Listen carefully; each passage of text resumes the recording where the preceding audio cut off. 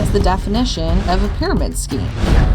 A typical week, I would sell anywhere from $5,000 to $10,000. It was a lot. People are coming to me. I never even recruited. Every single person came to me and said, "You're doing this thing. I heard about it. I want to join your team."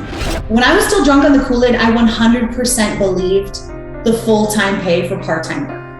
And it was really good for a while. It wasn't until there were too many red flags for me to ignore that I started realizing that maybe the amount of work that I was doing wasn't actually worth the money I was making.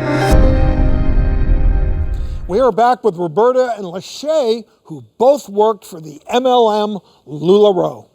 And Roberta, now you've done an about face. You are now an anti-multi-level marketing advocate. Tell us about that.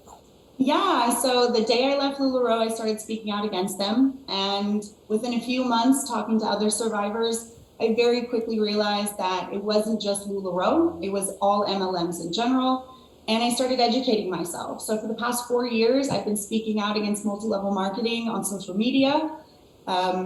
This is sort of the, like the most amazing thing. It's like it finally coming to a head and people are finally listening. But yeah, we've been speaking out for a while. To me, they're all very dangerous. 99.7% of people, when all is said and done, will lose money. And so when you tout these businesses as, the best thing, the way forward, the only way to make money, and you have a statistic like that, it's really predatory. Yeah. And it's systemically designed this way. The bones of MLM are bad. Yeah. It has nothing to do with the product or the people that sell it. It's 100% this predatory industry. Yeah. Well, LaShae, talk to us about when you first started to realize that something may not quite be right. My first day, but I was excited. Wow. So my first day, I was really excited. I'm with this new company, and Mark and Deanne had a great plan, and then they got greedy. And even now, I would be okay if they would just say sorry and say, you know what, we made a mistake, because everybody makes mistakes. But the fact that you want to keep going and just be negative and like, you guys did what you did, and I get it. Everybody makes mistakes. Nobody's perfect. It's a business. But it's what you do after that mistake that defines who you are. I'm not going to take your money and then pretend like nothing's going on and then be a part of what is going on there. Lives were destroyed financially, psychologically, change relationships in the family structure.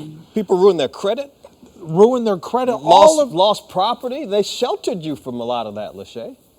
Mm-hmm. And with a false promise, a false dream, probably set people into big time mental health issues, depression. Right. And Roberta, I'm sure you can attest to this, not just the depression, Doc, but before you get there, just the shame of it. Like, how could I have been How could I get sucked in? Suckered into this. Well, we did reach out to the owners of LuLaRoe, but multiple times, but did not get a response. The two of you, thank you so much, Roberta and LaShae, for sharing your stories. Important information, I think, for our listeners out there. Buyer beware, right? Absolutely. Yes, and stay away from MLMs as well. Yeah, do your research. Thank you very much, ladies. Thank you, a ladies. pleasure having you.